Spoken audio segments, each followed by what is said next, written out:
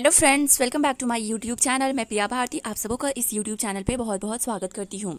हम पिछले के वीडियोस में बहुत सारे बीएड के टॉपिक कंप्लीट कर चुके हैं। ये भी एक बीएड का बहुत ही ज़्यादा इम्पॉर्टेंट टॉपिक है और ये मॉडर्न ये से जुड़ा हुआ है। तो हम देखते हैं कि शिक्षा और प्रौद्योगिकी क्या होता है, मतलब एजुकेशन एंड टेक्नोलॉजी। तो ये बीएड का एक बहुत इंपॉर्टेंट टॉपिक है, तो आप इसे ध्यान से सुने और इसे एक अच्छे नोट्स के रूप में भी आप बना सकते हैं। तो हम शिक्षा और प्रौद्योगिकी इसमें बता रहे हैं, तो इसके और अगले वीडियो में हम नेक्स्ट वीडियो में बता चुके हैं कि शिक्षा क्या होता है, शिक्षा का अर्थ, उद्देश्य, ये सब दूसरे वीडियो में बताएं हैं और प्रौद्योगिकी का भी एक अलग वीडियो बनाए हैं। तो ये दोनों का अलग अलग वीडियो बना चुके हैं। अब हम सोचे कि ये भी बना देते। तो शिक्षा और प्रौद्योगिकी क्या होता है, एजुकेशन एंड टेक्नोलॉजी, मतलब कि शिक्षा के क्षेत्र में आज के ज़माने में प्रौद्योगिकी का क्या महत्व है, टेक्नोलॉजी का क्या यूजेज है एजुकेशन क्षेत्र में। तो importance of technology in education. तो हम देखते हैं पहला, तो सीखने की शैलियों में विविधता को सक्षम करता है, मतलब छात्र अलग अलग तरह से सीखते हैं। शिक्षा में प्रौद्योगिकी की उपलब्धता ने शिक्षार्थियों को अपनी गति से आगे बढ़ना संभव बना दिया है। दूसरा, इसका इम्पॉर्टेंस देखते हैं, मतलब टेक्नोलॉजी का एजुकेशन में जो इम्पॉर्टेंस है उसका दूसरा इम्पॉर्टेंस देखते हैं। सीखने में एक रास्ता को तोड़ता है, मतलब शिक्षा केंद्रित करने के लिए शिक्षा केंद्रित होने से प्रौद्योगिकी को एकीकृत करना, सीखने में बदलाव। शिक्षक ज़्यादातर एक प्रशिक्षण के बजाय एक सुविधा के रूप में काम करता है। तीसरा विशेषता देखते हैं, तो सीखना लचीला बना दिया है। शिक्षा पाठ्यक्रम में एकीकृत प्रौद्योगिकी के साथ छात्रों को एक ही समय में एक ही चीज़ के बारे में जानने की ज़रूरत नहीं है। एक छात्र पौधे के बारे में पढ़ सकता है जबकि एक अन्य जानवरों के बारे में पढ़ सकता है। मतलब कहने का तात्पर्य है कि जो टेक्नोलॉजी के अगर माध्यम से बच्चे लोग पढ़ रहे हैं, तो ये ज़रूरी नहीं है कि जैसे अगर क्लास में कोई टीचर पढ़ा रहे हैं, तो टीचर जो टॉपिक पढ़ाएंगे वो सभी बच्चों को पढ़ना है, तो एक टॉपिक सब बच्चों को पढ़ना पड़ता है। लेकिन जो टेक्नोलॉजी है उसके द्वारा अगर पढ़ रहे हैं, तो ज़रूरी नहीं कि एक टॉपिक जो बच्चा पढ़ रहा है वो दूसरा भी पढ़ रहा है, मतलब अलग अलग टॉपिक्स जिसका जो मन वो पढ़ लेता है ईजी तरीके से। इसकी चौथी विशेषता देखते हैं, तो शिक्षकों को असली दुनिया के माहौल के लिए शिक्षार्थियों को तैयार करने में सक्षम बनाता है। उसके बाद पांचवा देखते हैं, सीखने की योग्यता बढ़ जाती है, मतलब जो तकनीकी है, टेक्नोलॉजी है, उपकरण को मज़ेदार बना देती है, इसलिए शिक्षार्थियों को सीखने के लिए उत्साहित है। मतलब इसमें ना थोड़ा इंटरेस्ट आता है सीखने में बच्चों लोग को, तो ये ज़्यादा अच्छे से पढ़ लेते हैं। अब इसकी छठी विशेषता देखते हैं, इसका छठा महत्व देखते हैं, तो दूसरी सीखने की सुविधा। तकनीक दुनिया ने लोगों को एक ही समय में काम करते समय अपने कोर्स ऑनलाइन करने में सक्षम बना दिया है। अब इसमें देखते हैं इसका सातवां इम्पॉर्टेंस, तो इसमें बचत है। एक लैपटॉप या टैबलेट खरीदना कम महंगा है, क्योंकि आप विभिन्न पाठ्यक्रमों के लिए पाठ्य पुस्तकों को खरीदने के मुकाबले इंटरनेट पर अपनी सारी जानकारी प्राप्त कर सकते हैं। मतलब कि इसमें थोड़ा बचत है। इसमें ये होता है, प्रॉफिट भी होता है कि अगर हम सभी क्लासेस के पाठ्यक्रम का बुक्स खरीदते हैं, तो अगर हम एक ही लैपटॉप खरीद लें तो हम सारी क्लासेस की कोई भी टॉपिक को हम इंटरनेट में सर्च करके पढ़ सकते हैं, तो इसमें ये बचत होता है।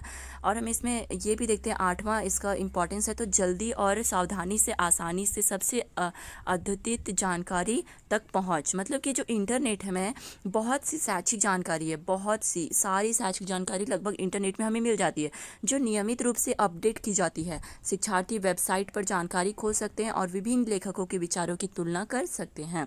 फिर इसमें देखते हैं सहयोग बढ़ता है, मतलब इसका नौवां विशेषता है या इम्पॉर्टेंस महत्व है, सहयोग बढ़ता है। मतलब छात्र और प्रशिक्षक अब किसी भी स्थान से आसानी से जानकारी साझा कर सकते हैं।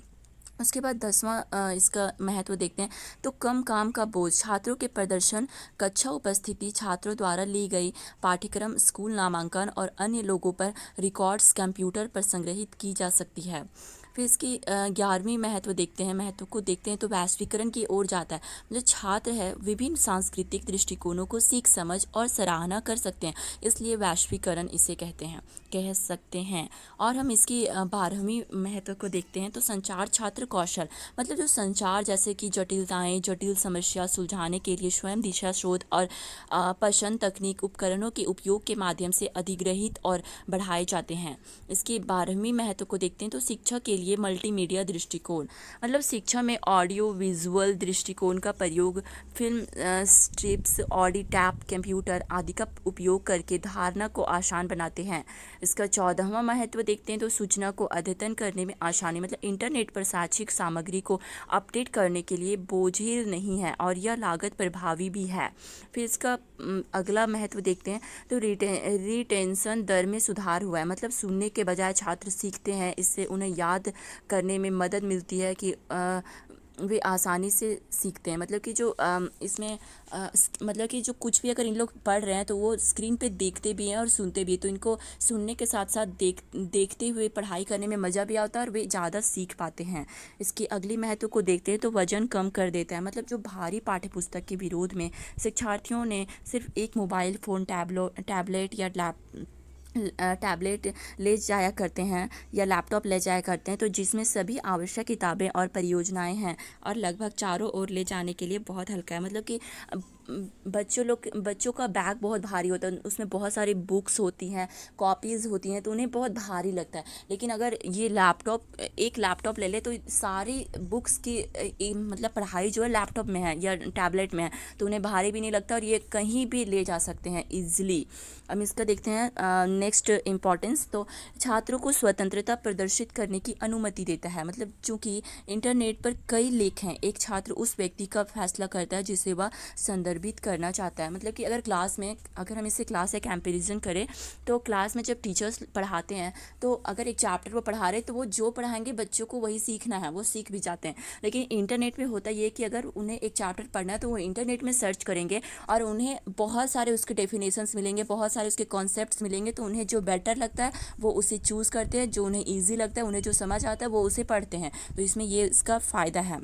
फिर इसमें ये भी फ़ायदा है कि दूरी सीखने की सुविधा। मतलब कि शिक्षकों और छात्रों को आसानी से इंटरनेट पर प्राथमिक दस्तावेजों के सबूत के साथ अपने काम को साबित करते हैं। इसका फिर अगला इंपॉर्टेंस देखते हैं। तो शिक्षार्थियों की फोकस में सुधार। मतलब सूचना का उपयोग करने के लिए इंटरनेट का उपयोग करने के लिए एक शोध का आयोजन समय बचत है और शिक्षार्थियों को लंबे समय तक केंद्रित कर सकता है। इसका अगला विशेषता देखते हैं। अगली ये महत्व को देखें तो अपने भविष्य के करियर के लिए छात्रों को तैयार करें। मतलब कि जो शिक्षा के क्षेत्र में प्रौद्योगिकी मतलब टेक्नोलॉजी का जो एकीकरण, शिक्षा, प्रोग्रामिंग और सॉफ्टवेयर इंजीनियरिंग, स्वास्थ्य, आईटी, अन्य के बीच विश्लेषण जैसे करियर को आगे बढ़ाने के लिए सीखने का अवसर प्रदान करता है।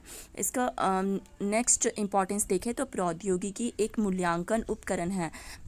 मतलब बच्चे सीखने के लिए वीडियो गेम और सिमुलेशन का उपयोग करते हैं। इस मामले में उन्हें समस्या हल करने, समीक्षकों को सोचने और पहले के अनुभवों के बारे में अन्य अनुभवों से ज्ञान हस्तांतरित करने की आवश्यकता होती है।